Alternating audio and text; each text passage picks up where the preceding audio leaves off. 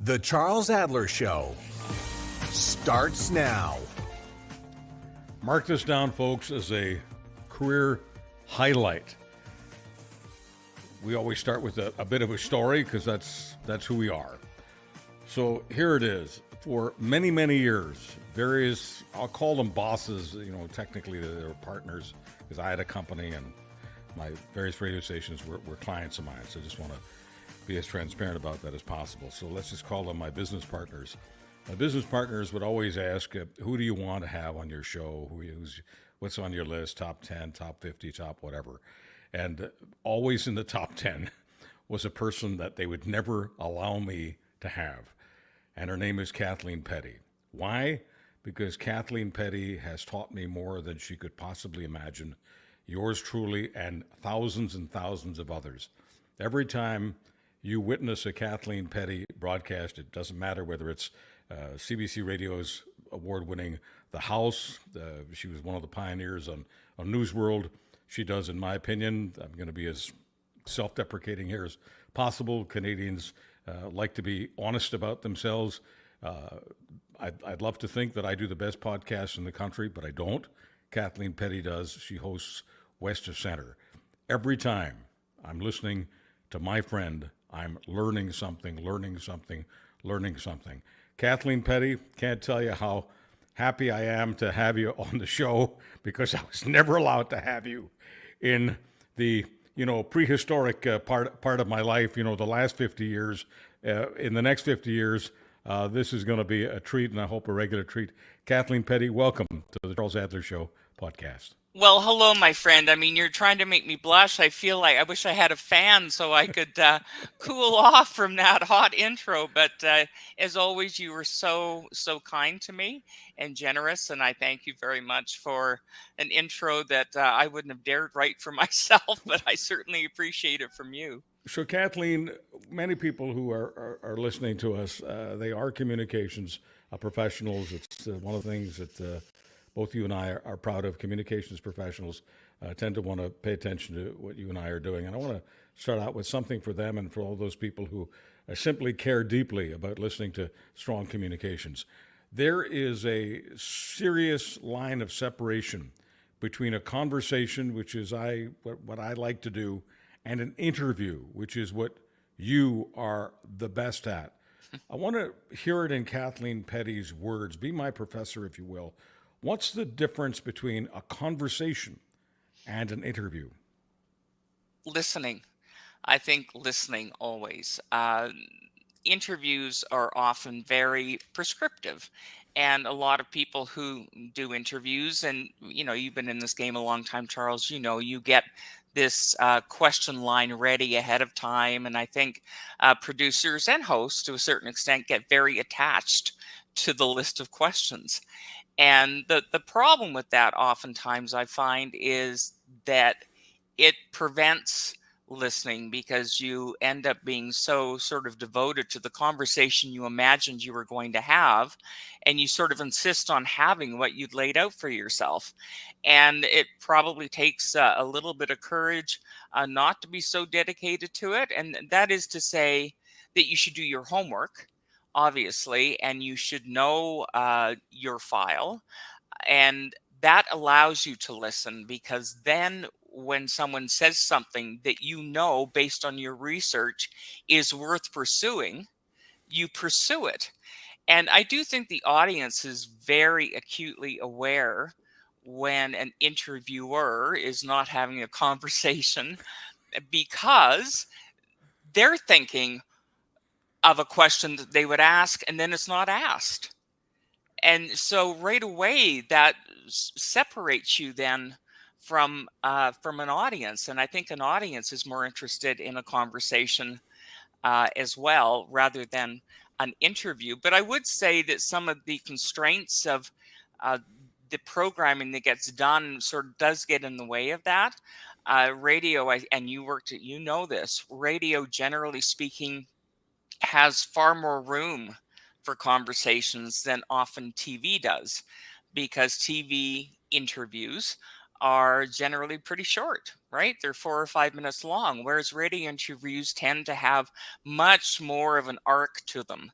And so it allows you so much more room to have what I would call is a conversation. And I want all of my interviews, I keep using air quotes here, but interviews to sound like a conversation, because I think that's what people want to listen to. And I think conversations allow the audience in. They don't feel that they're sort of separate from what is being talked about and discussed. I think they feel more involved, because when you're having a conversation, as I say, you are more naturally following up on things and thinking of things and pursuing things that the audience that is consuming it is also thinking about, and it just allows you to connect better. Sometimes, and I'm just going to exaggerate here because that's what I do just to make a point. Sometimes when you're listening to an interview, radio or television, but especially television, the interviewee says something totally unexpected, like, you know what, I think democracy is dead. And the person who's reading questions, the bingo caller, if you will, says something like, what color was the bus? And, I'm just, and I feel badly for the person who just said, what color is the bus? Because I know the person's not stupid. I know the person is trained, except the person is scared, manureless, just really scared not to read the question that the producer has assigned to the person. So I'm just wondering, when Kathleen Petty has been in those positions, because you've done lots of radio, done lots of TV, you've had lots of producers. Have you had to fight with producers to say, no, I can't talk about the bus right now because they just said something that I had to respond to? Have you had battles off the air, as it were, with producers?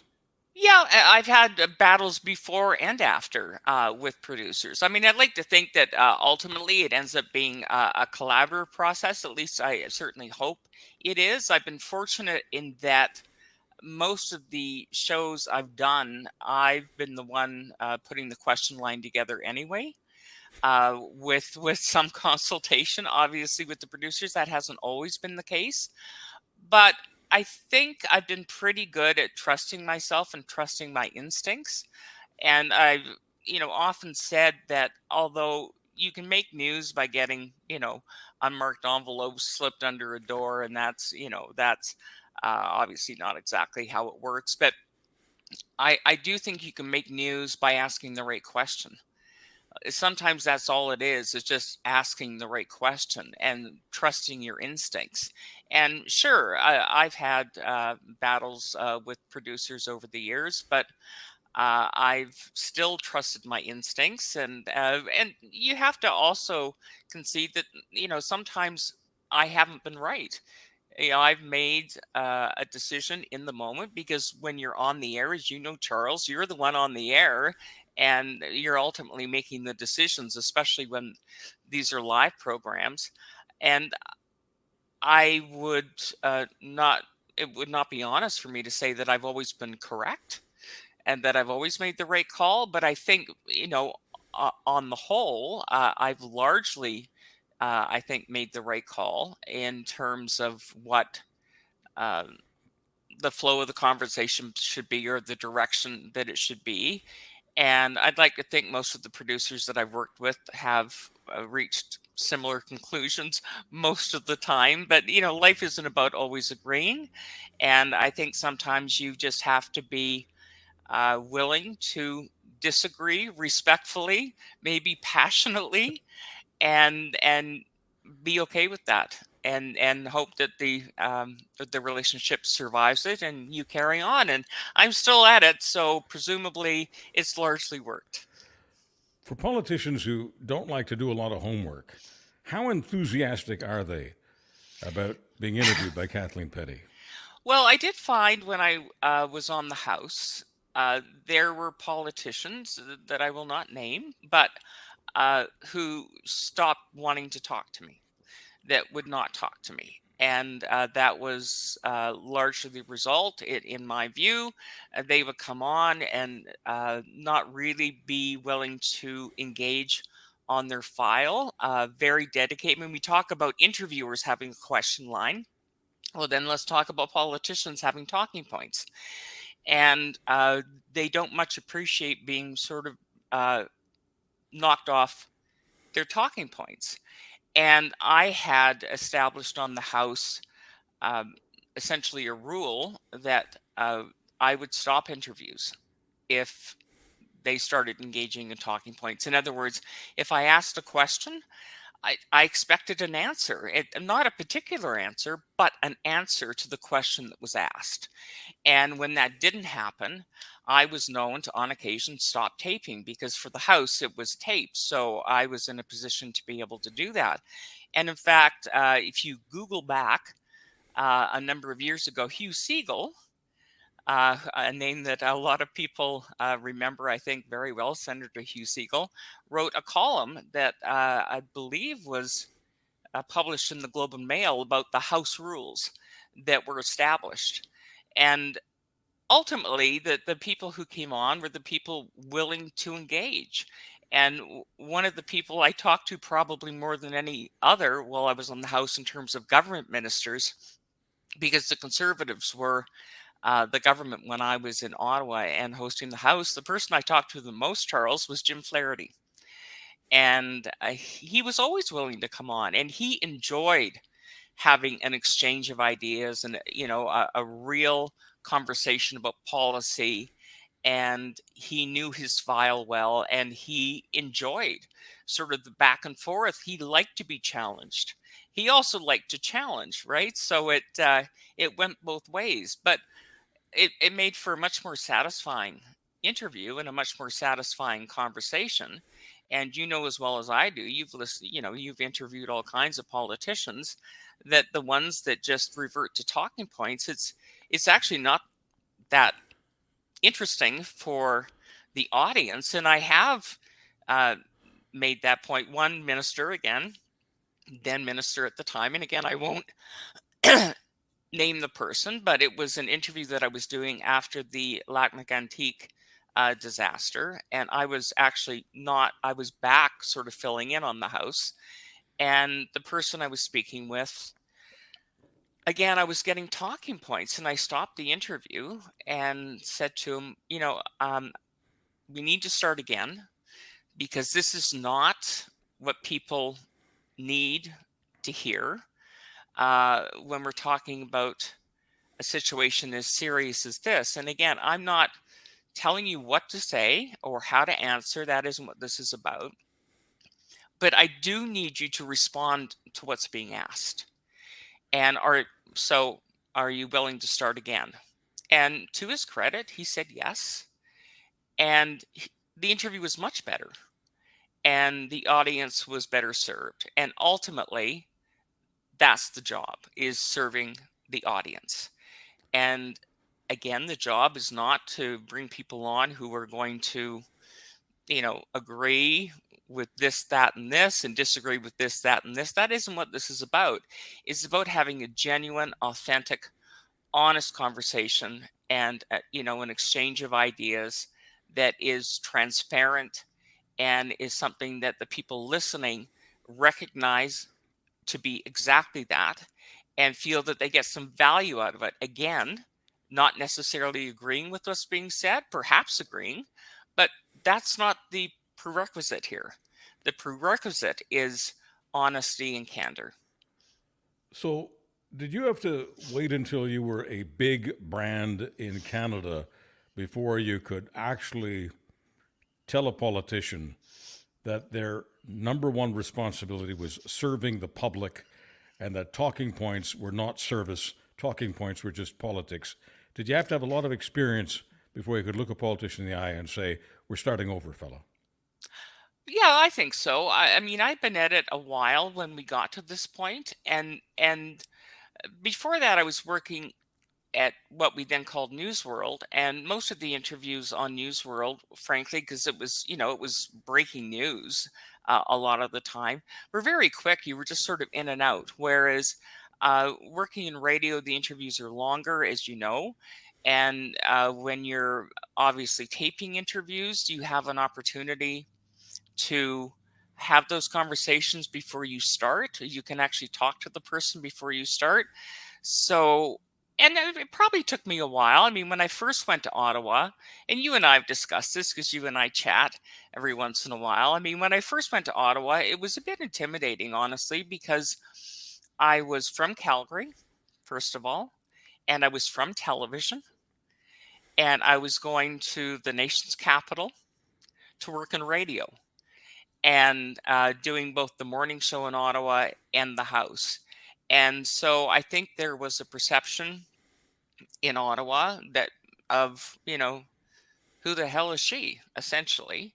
Who are you to show up in Ottawa and start doing interviews about national politics? I think there was a bit of that going on. And so, and I wouldn't be honest if I didn't say that it made it a bit stressful, especially in the first year. I found that, it was a lot to overcome and eventually become comfortable and sort of get back to trusting myself that I had something to contribute. I didn't need to be from Ottawa to understand national politics, but certainly I was paying attention, and I'm a voracious reader, and I consume a lot of interviews, conversations as well.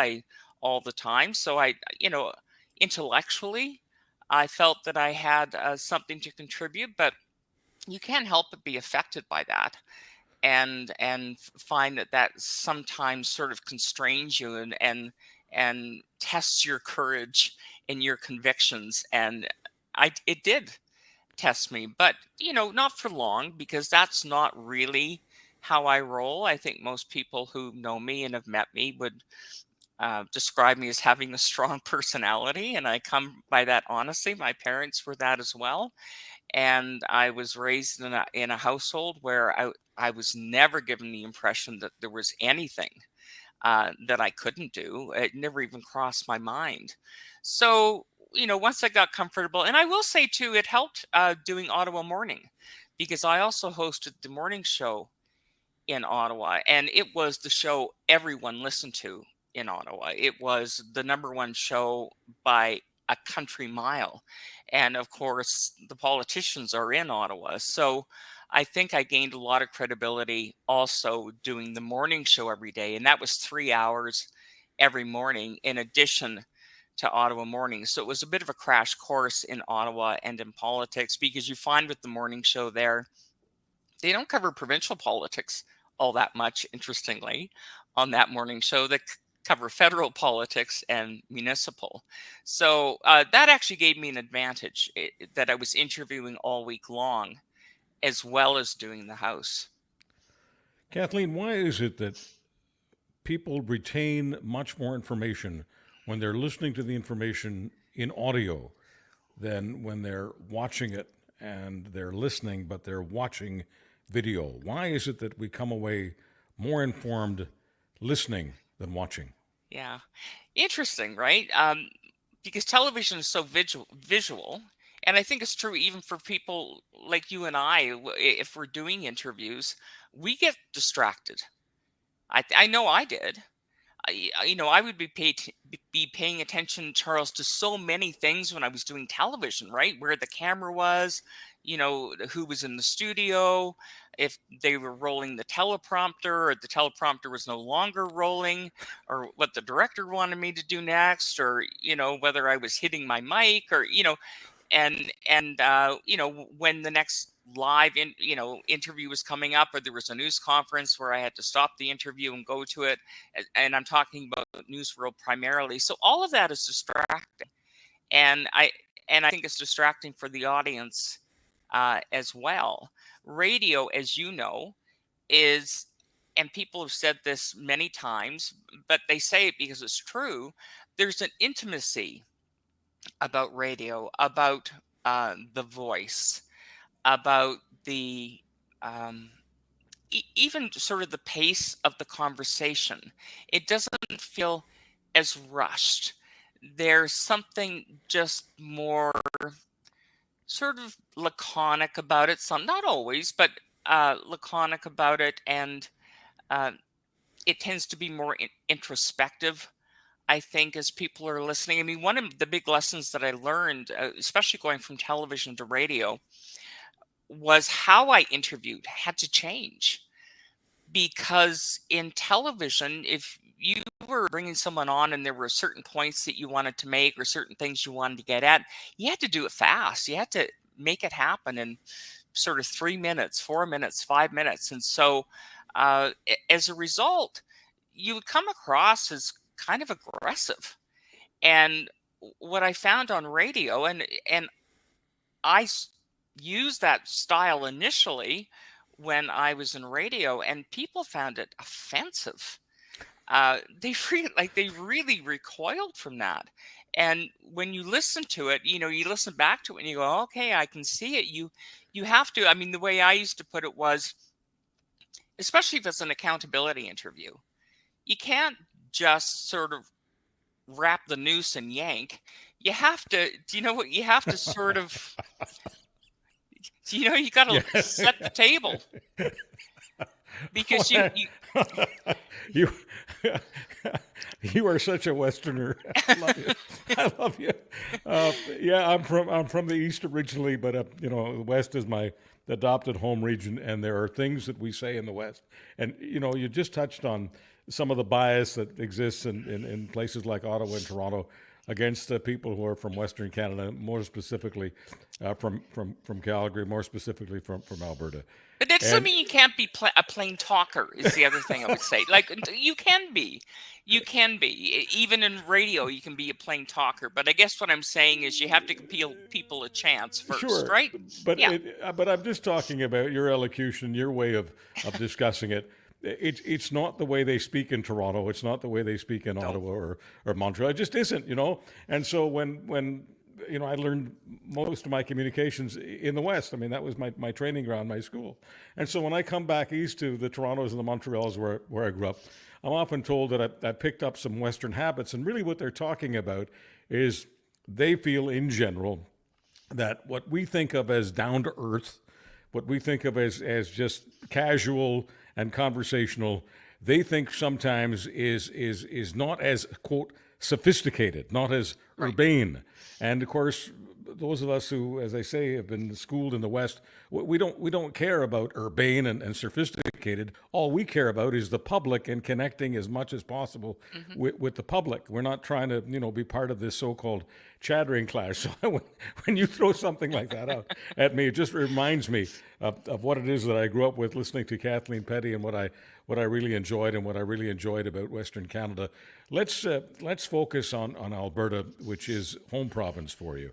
Right. Why is it that you think, and there may be people who disagree, but you and I are on the same page on so many things, why is it that when it comes to politics, Alberta is by far, in my opinion, and I know yours, nothing comes close. Why is Alberta politically the most interesting province in the land? It wasn't always. Let me just say that. I mean, it used to be pretty predictable, let's be honest. And that has now changed, as you point out. And obviously, the big change was 2015 when the NDP won government. And there was, but it was 44 years, right, of the Progressive Conservatives. And that created a big change. But part of it is, I think Alberta, I think there's a search for identity going on in Alberta right now. And I think we always thought we knew who we were. And to an extent, I suppose we still do.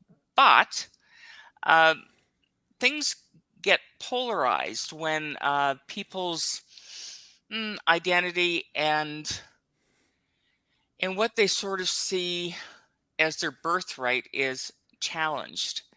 And you can see some of that going on right now, especially because I think one of the most interesting discussions, debates is obviously going to be about climate, Charles, and the oil and gas industry. And that is what is going to make politics interesting, not just in Alberta, but in this country.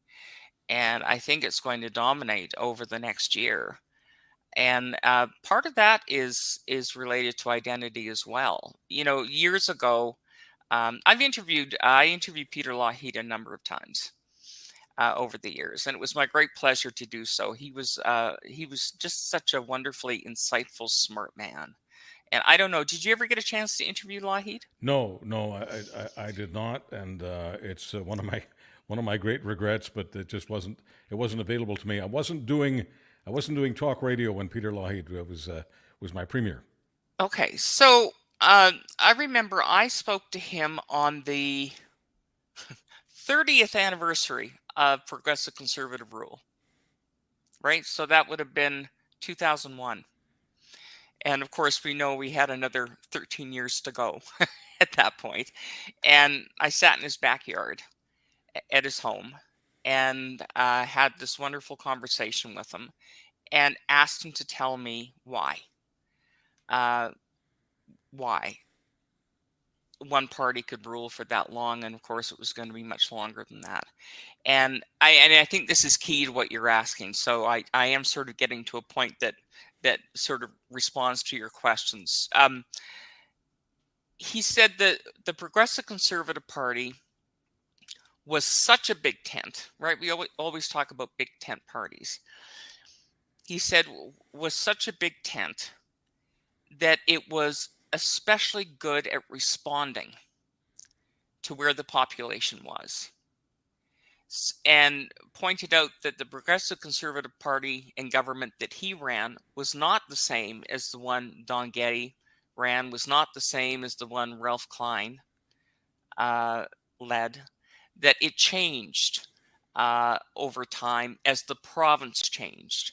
So it was acutely aware of where, also willing to help lead the population as well, right? Not just sort of blindly following what people are saying or thinking, also trying to influence opinion and try and influence what people needed to think about in terms of priorities and what was important to the province and what the future was, but also being acutely aware of what the zeitgeist was in the province, and that the party was very good at doing that. I think what happened was that the party lost its way, right? The Progressive Conservative Party lost its way and was not as able to do that. And it sort of diminished over time. And then ultimately, very clearly, the population decided it was time to try something new at that point, which was the NDP, which I would argue moved into, was largely a centrist party. And that's the other key to this is Lougheed always argued that he always rejected the label that the rest of Canada would put on Alberta as being a right-leaning province and population.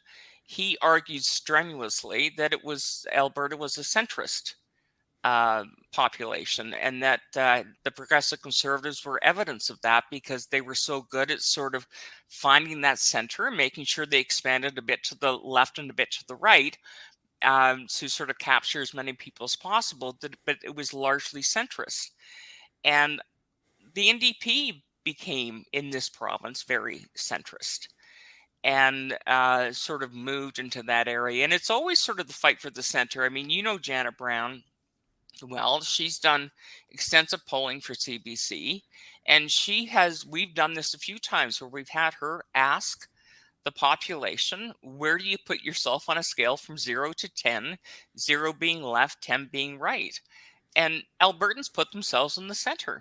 I mean, slightly right, maybe 5.5 as an average, but I think that's what changed, is that the PCs lost the center, the NDP found the center, but now it's become a bit confusing because I think the UCP, and again in the same polling, the respondents, we asked them, and this was Jason Markosoff who suggested this, by the way, asked the population to place the leaders on this scale of 0 to 10.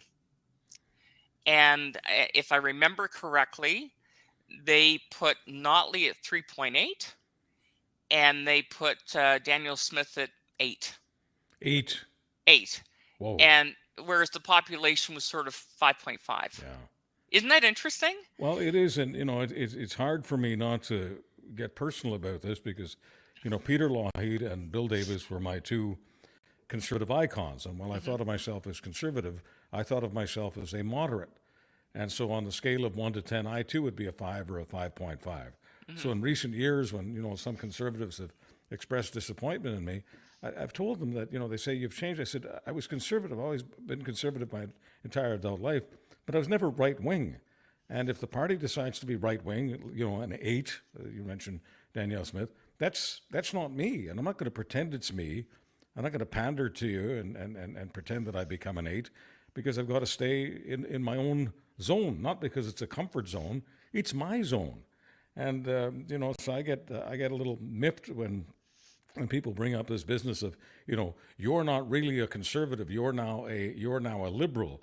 Well, I guess I'm in the center like most Canadians, and if the Liberals are closer to the center, I guess you'll think I'm a liberal, and if the Conservatives ever got closer to the center, I guess you'd have a different opinion. But I think that maybe, and this is something that I need you to help me with, does the public not know when a party has moved? I mean, you mentioned Janet Brown, and people in Alberta told Janet Brown, the top pollster in Alberta, as far as I'm concerned, top pollster in Canada, told her that Danielle Smith was an 8. So this idea that the public doesn't know, in my opinion, doesn't wash. If they're identifying Danielle Smith as an 8, that means the public is aware that that particular party has gone farther to the right than they'd feel comfortable with. And the only reason that party is still in power is because they do feel that the NDP is too close to 3. Yeah. Well, and remember, during that campaign, they were both largely, their platforms were largely what they were running on, because there was never like an official platform from the UCP. But what they were running on were all largely centrist policies, right? And so, I trust the electorate. I do. Like, you have to, right? People make their decisions and it was a very competitive election too. That's the other thing. Let's not forget how close it actually was. It was very competitive, and I will, as long as we're talking with Janet, she was like right on the money. Yeah. When it came to seats and popular vote. But it does show that it's a very competitive environment politically, and that's very healthy. I think that's healthy because then you have genuine, debate about a number of policies, and there's some very key policies that this province is going to have to tackle over the next while. Not the, and I point out again, not the least of which is how we reconcile our objectives in terms of reducing emissions and addressing climate change, while at the same time protecting a revenue source that is massive for the Alberta government. In 2023, it's, I think, 26% of the revenue. In 2022, I think do I have it here? Yeah, I think it was in the third. It was a third. It was a third of the revenue. I mean, it's massive. And so, the stakes are very high, and I think the population is going to be very engaged on this file. And just this week, right, Stephen Guilbeault is in the province, and he's going to be talking to the environment minister, and there are all kinds of concerns and angst about the battle that may well be brewing here. And I think all eyes are going to be on this province.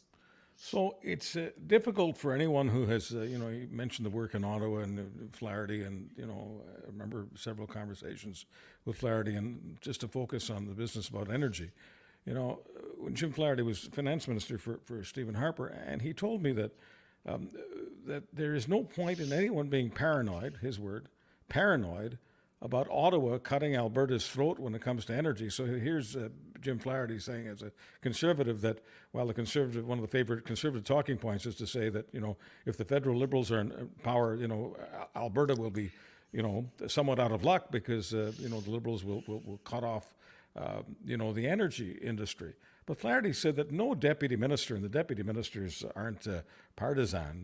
The Liberals and Conservatives share the same deputy. If the Liberals are defeated, the deputy finance minister is not going to be any different under Pierre Poilievre than what we have right now. That's not really the way it goes. And Jim Flaherty said no deputy minister and no Bank of Canada governor, and then he mentioned some other names, but those are the two that stick out. No Bank of Canada governor, no deputy finance minister would put up with a government that wants to kill the energy industry, because it's the golden goose of Canadian exports. The Canadian dollar needs the energy industry, the Canadian economy needs the industry, and certainly the federal government needs the dollars. So I just wonder where Kathleen Petty sees that conversation, and whether or not that's a conversation that I had with the minister, and I'm sure others had the same conversation more than 10 years ago. I'm wondering how relevant that is in 2023. Does the federal government today see the energy industry as sacred as it did when Flaherty was Harper's finance minister? Well, I think part of what they're looking at, Charles, is what's happening globally, right? There's a transition going on, and we need to figure out how we transition along with everyone else. And global markets will probably largely end up dictating what happens anyway, because we can't do anything about that. We have no control over that. So the federal government and the provincial government tries to come up with policies to manage that transition. And what the Alberta government would argue is that the expectations, particularly when it comes to the 2030 targets, which is 42% below 2019 emission levels by 2030, and then the green electricity grid target to have that at net zero by 2035. Alberta would argue that we can't do it that fast without production cuts, and then we get back to the very real angst around the revenue that this industry provides. And then on the other side of that, the argument that the transition to greener economy will actually provide revenue, will provide jobs, will provide opportunities, whether it's hydrogen, wind, solar, biomass, whatever the mix ends up being. But it's hard to see that very clearly for a lot of people, because you look at sort of the immediate projections and studies showing that there's going to be fundamental changes and displacement, and people think about their livelihoods, understandably, and what the revenue source. I mean, Alberta is again, I'll go back to Janet Brown. Albertans aren't fiscally conservative so much as tax averse, right? And so we live in a province that's used to having a lot of revenue that allows us to have low taxation. And so that's a very real stake for the average person in this conversation. And also, you have to have confidence that the politicians are actually getting the policy right. And I'm not sure what level of confidence Canadians have in politicians to get this kind of thing right. There's that too. And not to mention that it could all change. Well, Because yeah. what if Pierre Poilievre is prime minister Sure, in a year or in 2 years? Well, He's going to pursue a very different set of policies. So it's all very sort of unsettling, and it's hard to really count on anything, because politics, as you know, as much as we wish that they would look long term, oftentimes it's very, it's shorter term stuff, because you're just trying to sort of stay in power. When I hear talk about 5-year plans and 10-year plans, and we're going to have X amount of emissions by this and that, I'm sorry, my problem is that I guess I've lived too long. It's just that how many budgets have we seen where it doesn't matter whether it's conservative government or liberal government, does a forecast of what things are going to be like in 5 years or Yeah. 10 years, the deficit will be chopped to zero in 2 years. None of those things mean they all become just talking points because the future almost never turns out that way. And if we're into a future where 5 years down the road or 10 years down the road, you talk about 2030 and 2040, 2050, if things are different, if the alternates don't give Alberta, don't give Canada the bang that we're hoping the alternates give Canada, then the idea that the government is just going to throw a province into recession and possibly a whole country into recession in order to meet those specific targets, I'm sorry, I just, that's not the way politics tends, that's not the way democratic politics tends to work. Yeah. As I say, I think the biggest influence is just going to be global markets, right? Where the world is going, where the follow the money, right? Follow the money, see where the money goes. And then it becomes the job of governments to, by following the money and seeing where the world is headed, is to provide the necessary assist so that everyone, to the extent possible, can participate in the path that the world is headed.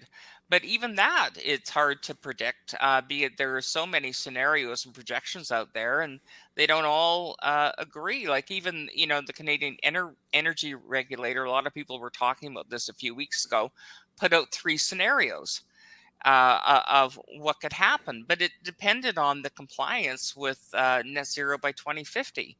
And so, sure, I mean, if there's, broad-based compliance, the price of oil falls off a cliff, as does production. But we don't know that that's going to be the case. And there was another scenario where there's only partial compliance, and then suddenly, instead of oil being 20 something dollars a barrel, is actually 60. And then there's another one where there's next to no compliance, and so the CER was very particular about saying these are not predictions, these are scenarios. We're not predicting anything, and which is probably wise because that's a game very few people succeed at. Well, if everybody in the world is driving an electric car, and if all the power grids are not run by fossil fuels, then yes, the price of oil will diminish drastically. But those are great big ifs. I want to go to something else, Kathleen, because you talk about on the money. I don't feel this conversation could possibly be on the money unless I asked you about the roots. And yes, we mentioned that you're raised in Calgary, and I imagine when you were born, Calgary was was a town of about 250,000 people with great big wide roads. Because I remember when I lived in Calgary the first time, it was 1974, and being a kid from Montreal who liked to drive, I was driving my motorcycle at the time. I loved being in a city with no rush hour. Some people called it rush hour at 4 o'clock, 5 o'clock. But from a Montreal perspective, I can honestly say that the entire time I lived in Calgary during my first tour of duty in the 70s, I hit not a single traffic jam. So I'm just wondering, when you were living in the city with a relatively small population but lots and lots of space, whether there was a feeling of, we talk about freedom a lot. Different people have different definitions of it, but I only care about your definition. Did you feel freer then, living in Calgary? Was it a freer time for you? And I'm not talking about politics at all. I'm just talking about your personal sense of freedom to do anything you wanted to do. Did the sky feel bigger? Did it feel freer? Did the air feel fresher when you were growing up in Calgary? Like in 1974, so I'll go back to your baseline. I was born in 61, so I was 13. So I don't know what I was thinking when I was 13. I don't think I thought much about it at all. I mean, I loved Calgary. I remember before I moved to Ottawa, I had a few people approach me about moving to do jobs here, there. And I kept saying, you look Calgary up in the dictionary and you'll see my picture. I'm not going. So I felt very attached to Calgary. It did feel like I was of the place. My mother was born in Calgary, Charles, so she was born and raised here. Wow. And my grandfather moved here in 1912, the year of the very first Calgary Stampede, interestingly enough. And so I've always felt very attached. Because Calgary's a pretty young city, so by Calgary standards, right, that's sort of a long time to have an affiliation with the city. And one of the things I always loved about it was, if you live fairly centrally, when I would go to the grocery store, because I lived fairly centrally in the Southwest, I could see the Rockies. And in fact, I was on holidays the last couple of weeks, so one of my favorite things to do is drive out to Turner Valley, to the Chuck Wagon restaurant, and driving out there along the 22, you see the foothills, ranching country, and then the Rockies behind it. And I know you're not a meat eater, so I don't know if you'll appreciate this reference. But when I went to what I tell people about the Chuck Wagon is, if you go there for a burger, it was mooing 5 minutes before you got there. And so Calgary still has that about it. It's one thing, 'cause I've spent time in Toronto and Vancouver. It takes a long time to get out of the city.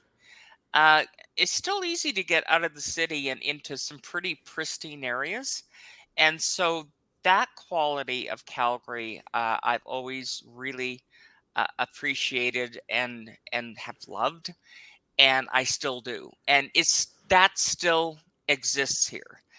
You can really sort of get lost by not traveling very far, get lost and just embrace, you know, all the stereotypes, I suppose, to a certain extent. I mean, it figures I tell you about a restaurant called the Chuck Wagon, but honestly, the food is awesome. So if you ever come here, that's where I take people for lunch if they're visiting from out of town. But that's sort of a glorious thing about Calgary. And yes, I felt anything was possible in 1974, but I sort of feel that way now too. Like my mind has not changed about that. I still see this as a place of enormous opportunity, and I do sort of buy into the, you know, the I guess what is in the bones of people here, that it is about possibilities. And remember, so many people are from somewhere else. And I do think we attract people who think that way. They come here because they want to be able to dream, aspire, and do big and interesting things and have a great quality of life. And I do think this city and this province still provides that. And so, I'm an optimist in terms of the future, but I do think it's going to be a relatively rocky road for the next few years. Well, you're a person after my heart on so many different levels, including the Valley, because I'd go to Black Diamond, go to Longview. And see, there you go. And they changed the name, by the way. So Turner Valley and Black Diamond, by the way, have amalgamated. I see. Okay. And they're calling it Diamond Valley. But I don't know anyone who's calling it Diamond Valley, but just so you know. Anyway, the town that I used to go to, for whatever, I went to the Blue Ridge Diner. For whatever reason, the Blue Ridge Diner became the center of my universe, and I'd go out there 2 or 3 times a week in Longview, and I guess it was I guess Ian Tyson country, among others. Yeah. Many movies that people have seen, even though they'll say in the movie that it's Wyoming or it's Montana. It's not Wyoming. It's not Montana. It's the Valley. It's southern Alberta, and it's ranching it's country. I mean, primo right. ranching country. Yeah. And I heard friends of mine told me that for whatever reason, the Blue Ridge Diner isn't there anymore, and I couldn't understand how that could happen. But things do happen. I want to ask you about your folks. Were you closer to your mom or your dad? I was probably more like my dad. So we did this. But I would say closer to my mom. But honestly, I used to, I was pretty close with them both. As time went on, I started playing bridge with them. They had, they played bridge with another couple, and the husband passed, and they asked me if I would learn how to play bridge so they could keep playing bridge. So I learned how to play bridge. But my mom and I used to go to Vegas together for over the years, and that wasn't something my father, there's no way he'd be going to Vegas. And my father was a lifelong conservative. My mother was a lifelong liberal. So, that's the other thing. I was so used to being in a household where, there was sort of political debate and folks being on different sides of the spectrum. And you'll appreciate this, Charles, because, it is Calgary. My mother and her whole family, they were like big liberals. And one of my first memories of Pierre Trudeau was going to my mother's home where she grew up, and she had two sisters who never married, and they were still in the home. They lived 3 blocks away from where we did. We go there all the time. And I remember walking in one time, and there was a life-size poster of Pierre Trudeau on their living room wall. I kid you not. Like other people might have, I don't know, Donny Osmond on their wall, or, some pop star. They had Pierre Trudeau, whereas my father campaigned for conservatives. He campaigned for Diefenbaker, as an example. So it was an interesting sort of household to grow up in. And so it helped me, though, become sort of agnostic politically as a result, because I realized that there was no winning in that environment. So I observed and listened, but it was respectful. But as they would often say, they just canceled each other's votes out. But my mother was the one I traveled to Vegas with, so I would have to say that she was the one I was probably closest to. But I was more like my dad in terms of temperament. So as you know, I'm known for some things positive, some things not so positive. One of the things I'm known for is asking the odd uncomfortable questions. So I've got to do that here, Kathleen. Okay. My duty, as it were. How scary was cancer? Oh, yeah. It's not really uncomfortable, but for those who don't know, I'll just give you a quick sort. In 2011, I decided that I wanted to come back to Calgary. My mother had passed. My father was ailing. I thought it's time to go home. And I was hired to be the host of the morning show in Calgary, the Calgary Eye Opener. And I sold my house, put everything into storage. And then I was diagnosed with stage 3 breast cancer. And I'd never had so much as my tonsils out, Charles. So this was quite a journey. And then subsequent to getting diagnosed with breast cancer, I was then diagnosed with ovarian cancer. So the decision was that the ovarian cancer had to be dealt with more quickly than the breast cancer. And I had a hysterectomy, and then it turned out I didn't have ovarian cancer. I had fibroids, but I didn't have ovarian cancer. But I tried. I'm sort of a half glass full person. So I decided, well, you know what? Breast cancer is fed by the estrogen. My breast cancer was. They took my ovaries out, so my estrogen factory was shut down. So that's a good thing.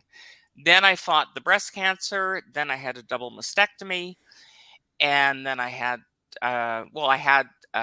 5 months of chemo first. Then, so the hysterectomy, 5 months of chemo, a double mastectomy, the 25 rounds of radiation. So it was quite a journey.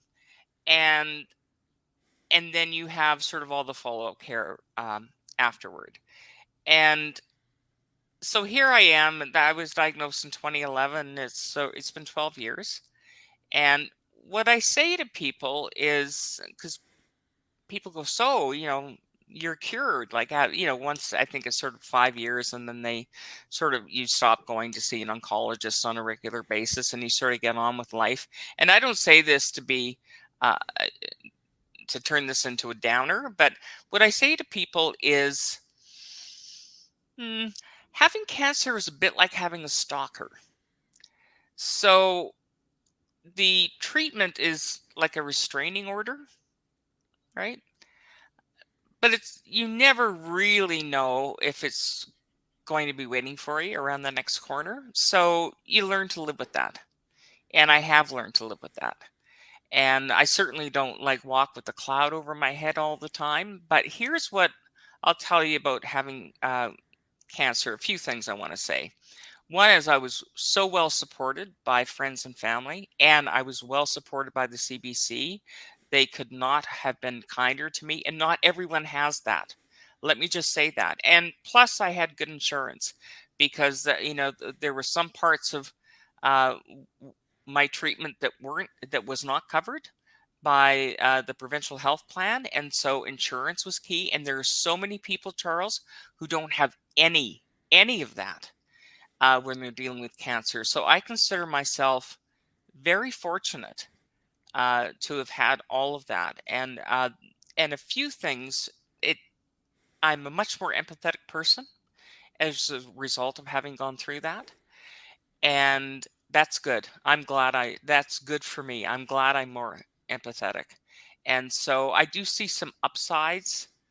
Honestly, after having gone through this, I appreciate other people's pain in a much deeper way, all different kinds of pain, uh, in a way that I know I didn't before. And so it sort of makes you more human. And then the other part is with cancer, you really learn who you are. Like you find out if you are the person you actually think you are. We all have this idea of who we think we are, but cancer lays that bare. You really learn who you are. And so the other upside of this was not just the learning of it, but also the realization that I was actually pretty much the person I thought I was, which was incredibly gratifying. So I don't want to sound like some Pollyanna, but trying to sort of gloss it over. But virtually everyone is visited by tragedy, or in some cases, multiple tragedies over their life. Um, but when I look back on this, as much as I would have been happy to have taken a pass on it, uh, I learned so much from it. And I think I'm a better human being because of it. And therefore, I think I'm a better participant in life and participant in other people's lives that I touch. So, without getting into names, I can just say that Kathleen Petty is known for many things among people who really know her. And one thing she's known for is being a tremendous listener, tremendously empathetic, a tremendous friend. This question may be a little less comfortable than the first one about cancer. hmm Was Kathleen Petty as good a friend before Kathleen got cancer? It's funny you should ask that. Um, it's a hard one to answer, but I actually have a little anecdote about that too. My mother, we were talking earlier about how close uh, we were, and I had a very good friend in Ottawa, one of two who helped take care of me. Marina Doran and Joan Riding. Marina used to be a social worker, and Joan at the time was an Anglican priest. So I was, getting really good care. They invited me to move in because I was essentially homeless, right? I'd sold my house, uh, and my mother at one point.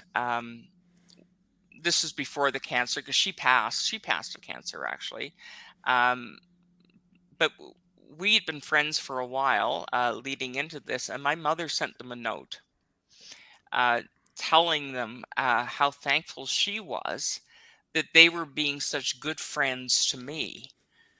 Uh, but then additionally said, my mother additionally said how lucky they were that I was their friend.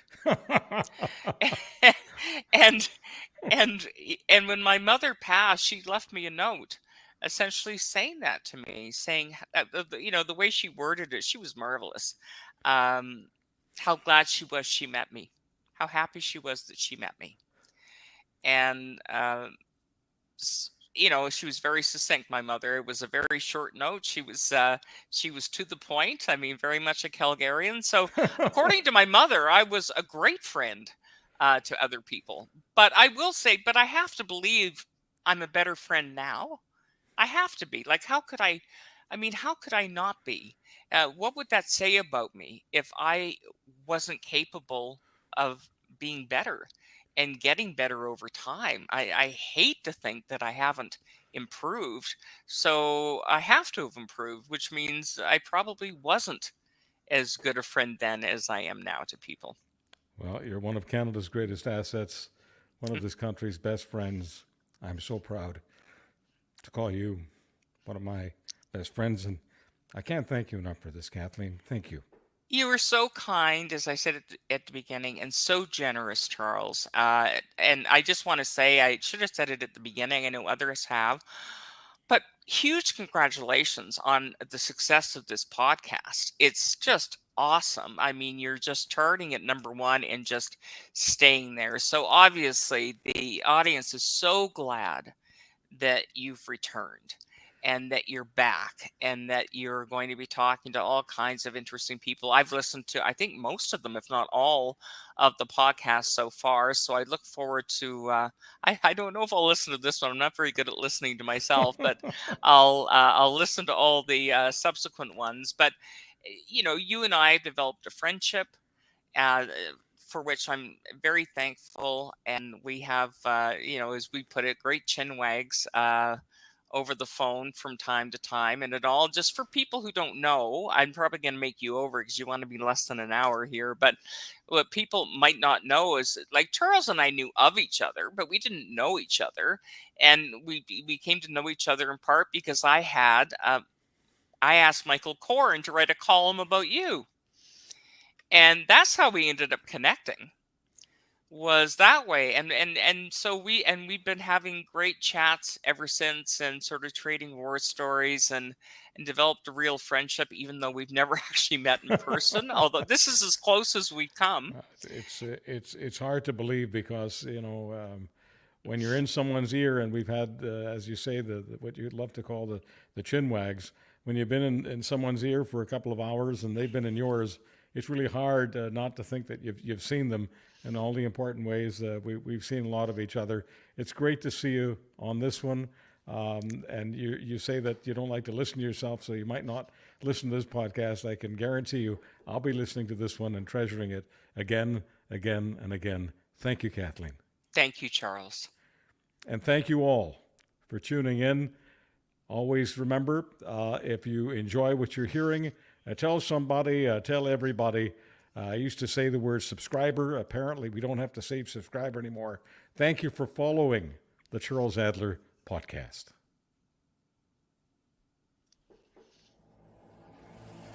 Catch Charles Adler Mondays on Real Talk with Ryan Jesperson. Twice a week in the Winnipeg Free Press. And every day at criermedia.co.